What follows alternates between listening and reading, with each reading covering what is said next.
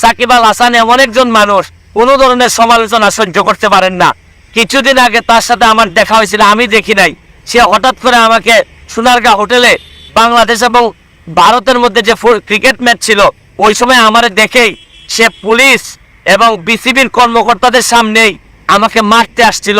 আমি আপনাদেরকে একটা জিনিস বলতে চাই, শুনেন, যদি সাধারণ মানুষ যেভাবে বিচারের মুখোমুখি হয়, সাকিব আল হাসানের মতো মানুষকে যদি একটা মানুষ যদি দেশ বিক্রি করে দিত চিন্তা না করে, এই ধরনের জিনিস যদি সে করতে পারে, তাহলে তারে দিয়ে এই দেশের ভালো কিছু হইতে পারে না। আমি সেদিন যেদিন সে আমারে মারতে আসছিল, আমি কাউরে বলি নাই। আমি মনে করছি থাকো, আল্লাহর কাছে বিচার দিছি যে এই ধরনের বাংলাদেশ ক্যাপ্টেন্সি পর্যন্ত ক্রিকেটের ক্যাপ্টেন হিসেবেও সে মনে করলাম যে এই ধরনের মানুষ যদি বেয়াদব হয় তাহলে তারপরে আর বিচার দেওয়ার জায়গা থাকে না। আমি দাবি জানাবো সরকারকে, তাকে ঠিক করেন, তাকে মানুষ বানান, আর না হইলে সে এই ধরনের কাজ করতেই থাকবে। আসসালামু আলাইকুম প্রিয় দর্শক, দেখেন যেখানে অন্যায় সেখানে কিন্তু প্রতিবাদ, হোক সেটা রাজপ্রাসাদ কিংবা সংসদ। বর্তমানে রাজনীতিবিদদের মধ্যে যিনি অন্যায়ের বিরুদ্ধে একমাত্র বলিষ্ঠ কণ্ঠস্বর, উনি আর কেউ নয়, আমাদের পরিচিত মানবতার ফেরিওয়ালা ব্যারিস্টার সুমন ভাই। দেখেন কিভাবে ক্রিকেটের অধিনায়ক সেলিব্রিটি চলিত এমপি শাকিব খানের অন্যায়কে কিভাবে সংসদের মধ্যে প্রকাশ করে জাতির সামনে ওনার মুখোশ উন্মোচন করে দিয়েছেন। তো প্রিয় দর্শক, চলুন আমরা একটা দিকে আসি। মাননীয় সদস্য জনাব সৈয়দ সাইদুল হক হবিগঞ্জ ৪ সম্পূরক প্রশ্ন। যে সাকিব আল হাসান আমাদের একজন নামি দামি ক্রিকেটার, যার জন্য আমরা গর্ববোধ করি। উনি একটা স্বর্ণের দোকান উদ্বোধন করার জন্য চলে গেছেন দুবাইতে। তো আমরা যে কোনো সেলিব্রিটি যারাই আসে না কেন তাদেরকে কেউ দাওয়াত দিলে চাইতেই পারে। আমি সাকিব আল হাসানের কোনো দোষ এই পর্যন্ত দেখি না। কিন্তু যখন আমি জানতে পারলাম যে ডিবির পক্ষ থেকে, ডিটেকটিভ ব্রাঞ্চ বা পুলিশের পক্ষ থেকে সাকিব আল হাসানকে জানানো হয়েছিল যে আপনি যার দোকান উদ্বোধন করতে যাচ্ছেন সে একটা পুলিশ ইন্সপেক্টরের হত্যা মামলার আসামি এবং সে পলাতক অবস্থায় আছে, ইন্টারপোলের সাহায্যে আমরা তার ধরে নিয়ে আসার চেষ্টা করতেছি, আপনি তার দোকান উদ্বোধন করতে যাচ্ছেন, তারপরও সাকিব আল হাসান শুনেন নাই। আমার কাছে মনে হয়েছে যে এটা যে একটা অপরাধ, উনি জানেন কিনা যে সেলিব্রিটি হইলে কি তার কোনো অপরাধের বিচার হবে না। আপনাদেরকে একটা জিনিস বলতে চাই, সাকিব আল হাসানের যারা ফলোয়ার আছেন তাদের প্রতি বা তার ফ্যান যারা আছেন তাদের প্রতি সম্মান রেখে একটা কথা বলতে চাই যে সাকিব আল হাসানকে আপনারা জানেন যে কিছুদিন আগে আমি একটা ভিডিও করে তারা অনুরোধ করছিলাম যে জুয়ার সাথে যেন সে সম্পৃক্ত না হয়। জুয়ার সাথে সম্পৃক্ত না হওয়ার জন্য বলছিলাম যদি 3 লাখ টাকা লাগে আমি 3 লাখ টাকাও দিতে রাজি।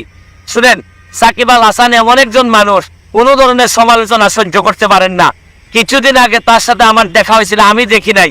সে হঠাৎ করে আমাকে সোনারগাঁ হোটেলে বাংলাদেশ এবং ভারতের মধ্যে যে ক্রিকেট ম্যাচ ছিল ওই সময় আমার দেখেই সে পুলিশ এবং বিসিবির কর্মকর্তাদের সামনেই আমাকে মারতে আসছিল এবং আমেরিকান কিছু লোকজন এখানে ছিল যাদের সাথে দেখা করতে আমি গেছিলাম, তাদের সামনে সে সবাইকে ইগনোর করে আমারে মারতে আসছিল। আমি কিছু বলি নাই। পুলিশরা এসে আমারে বললো যে বাদ দেন ভাই, সে সেলিব্রিটি, তার কথা বললে লাভ নাই। এবং আমিও মনে করছিলাম যে এক সেলিব্রিটি মানুষ, তার যদি কিছু অপরাধ করে আমি যদি মাইরও খাই আপনাদের কার কাছে বিচার দিব, তারপরও কোনো কথা আমি বলি নাই। কিন্তু আজকে আমার কাছে মনে হয়েছে জুয়া থেকে শুরু করে আজকে তার এই দুবাইতে উদ্বোধন করা পর্যন্ত আমার কাছে মনে হয়েছে যে বিদ্যান যদি আপনার খারাপ মানুষ হয় তাহলে পরিত্যাজ্য। সে যত কোয়ালিফাইড লোকই হোক, সে যদি মানুষ হিসাবে যদি ভালো না হয় তাহলে তার ফ্যান আর হওয়ার সুযোগ নাই। আমি আপনাদেরকে একটা জিনিস বলতে চাই, শুনেন, যদি সাধারণ মানুষ যেভাবে বিচারের মুখোমুখি হয়, সাকিব আল হাসানের মতো মানুষকে যদি এই বাংলাদেশের মানুষকে শুধু টাকার জন্য যদি এই ধরনের মেসেজ দেয় তাইলে কিন্তু বাংলাদেশে আপনি কোনোদিন সোনার বাংলা বানাইতে পারবেন না। কারণ ভালো ফুটবল খেলে, ভালো ক্রিকেট খেলে একটা মানুষ যদি দেশ বিক্রি করে দিত চিন্তা না করে, এই ধরনের জিনিস যদি সে করতে পারে তাহলে তারে দিয়ে এই দেশের ভালো কিছু হইতে পারে না। আমি সেদিন যেদিন সে আমারে মারতে আসছিল আমি কাউরে বলি নাই। আমি মনে করছি থাকো, আল্লাহর কাছে বিচার দিছি যে এই ধরনের বাংলাদেশ ক্যাপ্টেন্সি পর্যন্ত ক্রিকেটের ক্যাপ্টেন হিসেবেও সে মনে করলাম যে এই ধরনের মানুষ যদি বেয়াদব হয় তাহলে তারপরে আর বিচার দেওয়ার জায়গা থাকে না।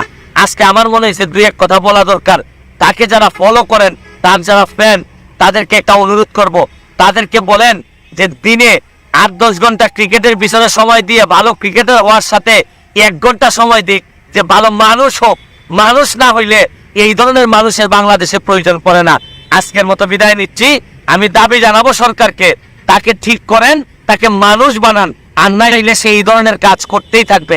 বিদায় নিচ্ছি, ভালো থাকুন, সুস্থ। প্রিয় দর্শক, এতক্ষণ দেখলেন আমাদের ব্যারিস্টার সুমন ভাইয়ের সাহসী প্রতিবাদ।